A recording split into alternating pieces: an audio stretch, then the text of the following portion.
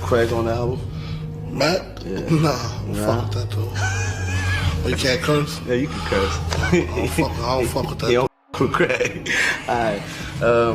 But I noticed, like, on the remix, Flavor in Your Ear, y'all worked together. That was just something I had to do. You know what I'm saying? That's politics. Puff asked me to do it. Yeah. I did it. What's good, everybody? Welcome back to Second Take.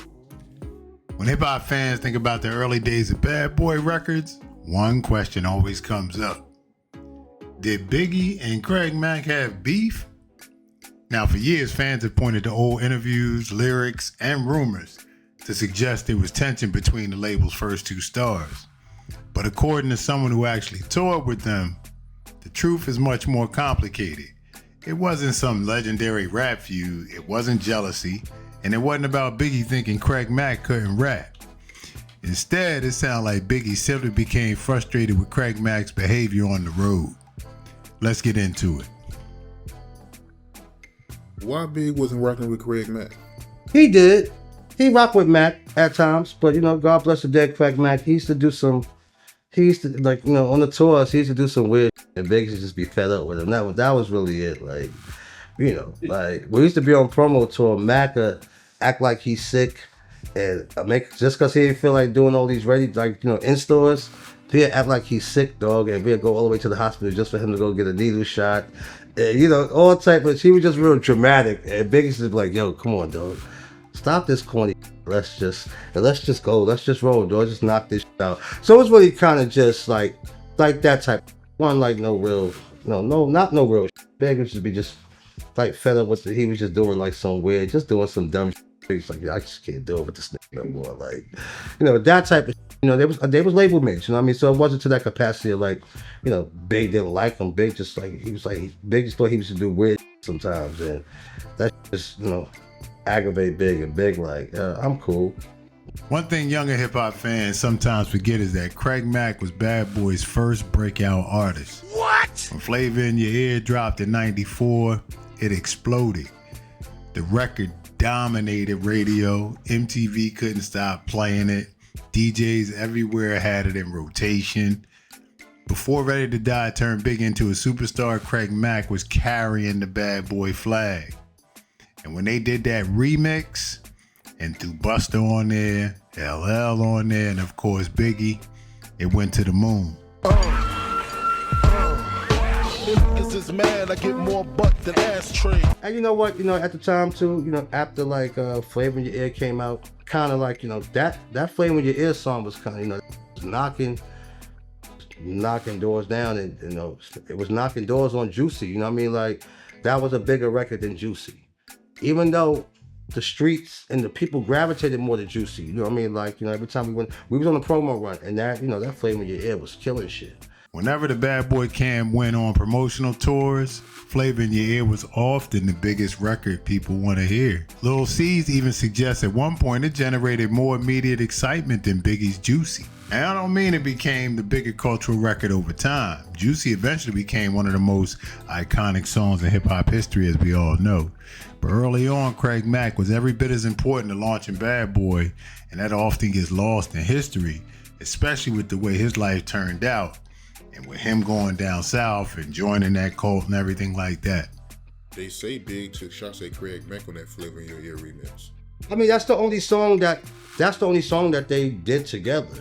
But I don't know why people be thinking like that with songs. I'm like, I don't know what lyric they'd be talking about. For him to say he was, I was like, nah. Back in them days, everybody rapped like they was number one.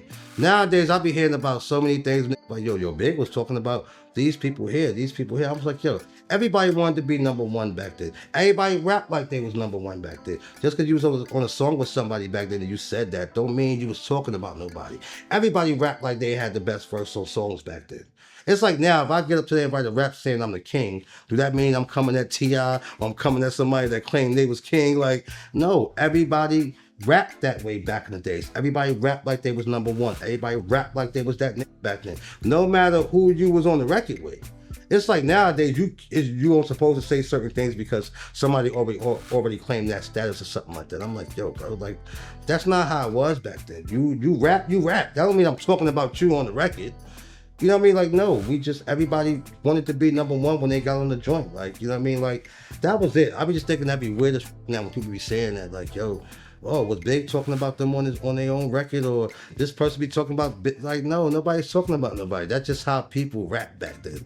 If you said you was the I'm getting on the record with you and I'm gonna say, that don't mean I'm saying you're not the you know what I'm saying? Like, you could say the same thing. This is just that's what everybody did. Nobody got on the record back in the days going, oh, well, you said you're number one, so I can't say it. No. If everybody, you're supposed to feel that way about yourself, so everybody said that. And nobody took it no way. You know what I'm saying? Like, nowadays, it's just super sensitive like that. I'm like, that's weird as I think Cease makes a good point here. When you look back, it becomes revisionist history. Everybody was shooting for the top. People had no problem saying they was the best. They didn't care who else was on the record. Everybody was trying to kill it. So you could look back and it may look one way, but at the time, it didn't come off like that.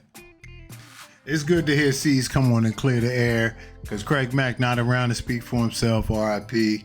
Biggie, as you know, rest in peace as well. So it's good that he can come and add some balance to what actually took place and not let the narratives run crazy. Craig Mack was a little bit of a different dude. If you ever watched him or listened to him in interviews, he was a little bit off.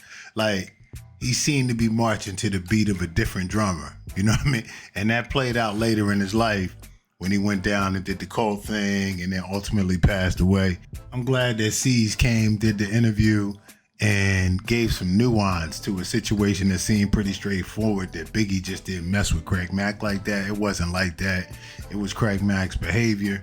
He had problems building relationships, like with the label. He couldn't read the room. His timing was off, and he seemed to have an attitude a lot of the times. Even his crew would say the same thing about him. They trying to tell him, yo, Craig, you gotta do this. I know you don't like it, but we gotta do this. And it just didn't work out, man. So RIP to both of them. Shout out to Cease for painting a clearer picture, because he was there. And let me know what y'all think in the comments, man. I appreciate y'all tuning in. It's your boy Dell. Till next time, we out. How's your relationship with your mother? Now, we all right now. You know what I'm saying? I'm getting a little bit of paper, so, you know, so. Yeah. Shut up. And what's your daughter's name? Tiana. Oh, damn, they're close to mine. I got a picture on. Oh, word. So I get a little close up on my baby. You know what I'm saying? Keeps it real. Oh, she's cute. Get her You know what I'm close saying? up. Ah. Close up on How love, old is you know what she? I'm saying? She's 13 months. You know what I'm saying? Aw. Spit her out, boy. It's Damn, my so semen good. right here, you know? It's real. Yeah, real. so how is it? You know, how is it being Biggie? So it's big, notorious big. It's the first time, because I got some papers in the mail. The original Biggie Small said he going to sue me for everything I got if I use it.